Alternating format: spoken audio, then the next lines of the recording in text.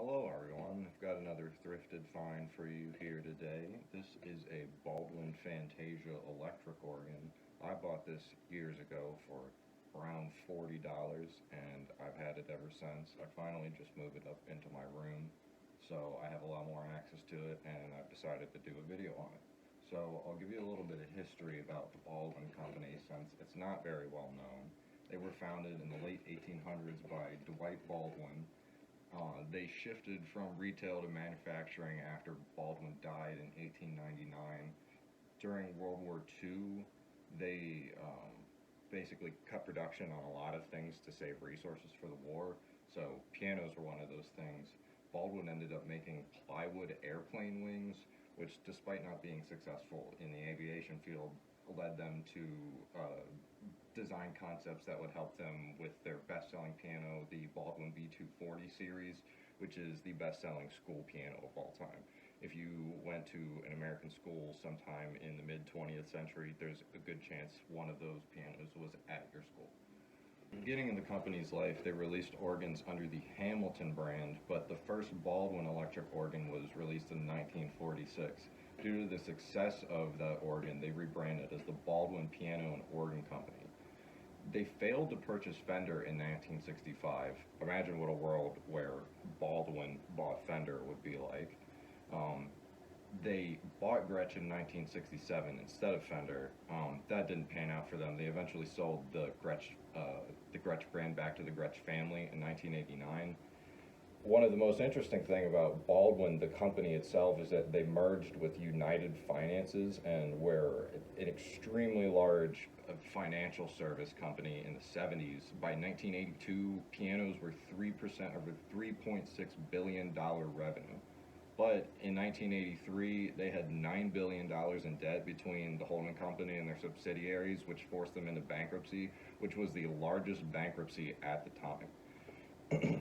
It was sold back to management in 1986. They bought Wurlitzer and then eventually moved their production overseas. They were always an American company up until then. And then in 2006, they were bought by Gibson, who now produces only Baldwin pianos. Wurlitzer, a couple of, I think Kahn, they bought a couple of other companies. They only use the Baldwin name, and they're all produced overseas now. Besides for a few one-off grand pianos, they have like a custom shop sort of thing based in the US where they still make grand pianos, but everything else has gone overseas. You can also get Gibson Baldwin branded guitars, but they're very cheap. They're generally for music education to be purchased in bulk. So now I'm going to show you the control panel of the organ. It's quite simple. You've got an output jack, you've got volume and instrument selection for your lower pedals down here. You have your lower keyboard, you have 3 sustained options, volume, and 2 percussive options for this lower keyboard. You have a rhythm style section, so pretty diverse choices. You've got kind of the advanced controls for the keyboard, and then you've got your upper keyboard section.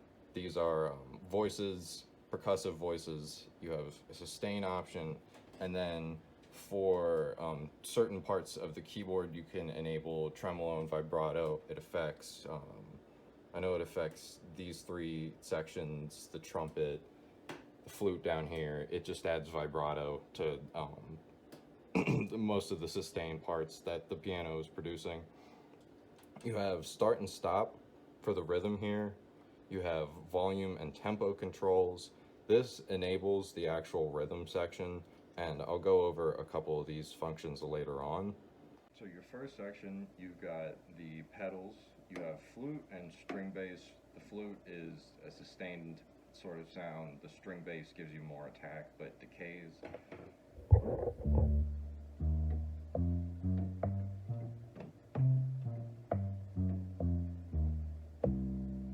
Now, I'm no organ player, and I can't play pedals for anything, but luckily this keyboard takes care of that. I'll go over that in a second.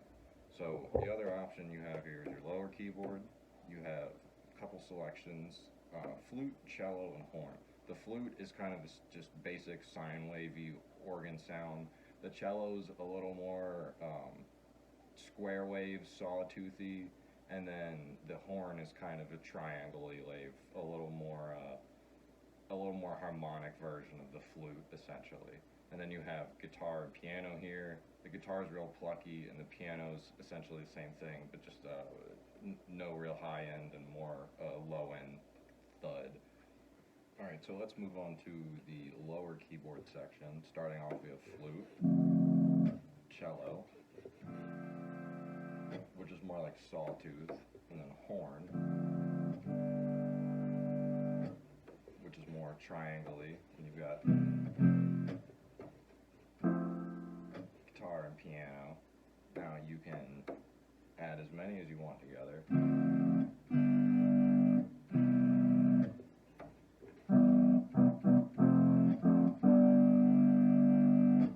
Too much because it can overpower most of the other instruments, especially when you're playing with the whole arrangement. So let's move on to the upper keyboard. Starting off, you've got flutes. 3 octaves, so it sounds kind of like an organ with all the stops pulled out. Another violin, which is just the same thing as the cello. Clarinet. This gives you a good sawtooth or a square wave tone, and then you've got trumpet, which is the loudest and kind of cuts through stuff. It's mainly good for monophonic things. Sustain. And then you can add vibrato.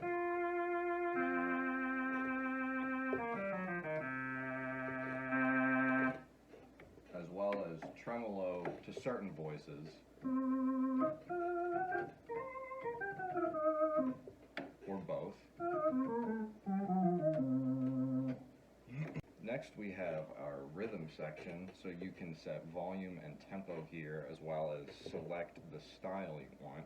You are also able to mix 2 styles, which can lead to some really interesting combinations.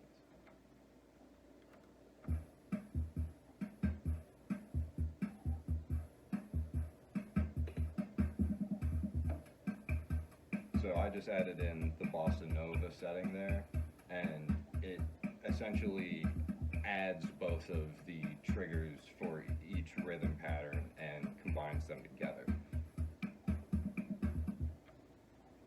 So one of the other cool functions of this organ is you have a chord hold, which if you have a sustained sound,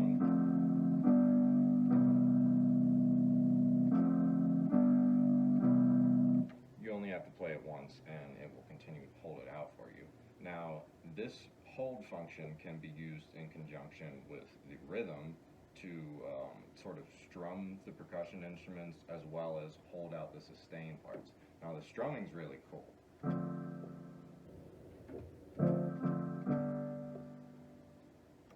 Sounds like that until you bring the rhythm in and it strums itself. One of the interesting features about the chord hold is that it allows you to not have to play the foot pedals. When you play a chord on the lower keyboard, it will find the root note of whatever chord you're playing and translate to the 1 octave of lower notes you get with the foot pedals. The other thing you can do is press this little fun bass button and it'll make that bass follow the rhythms that you have selected. Not only does it change the rhythm, but it'll also essentially play in key to what you're playing.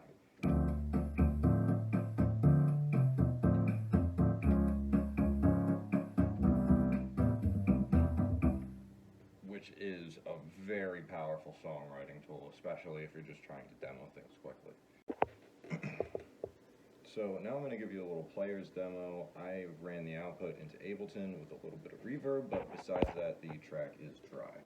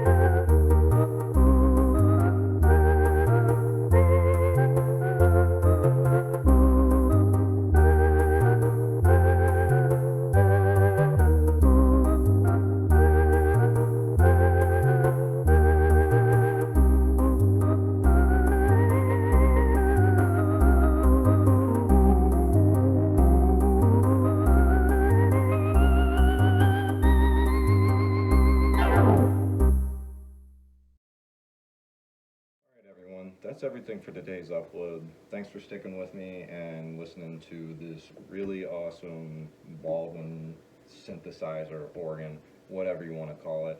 I plan to do more videos on this, especially if I can get my hands on the repair diagrams necessary to modify this thing. I want to put individual outputs for every section of the keyboard, specifically so that I can mix it and send individual effects in my digital audio workstation.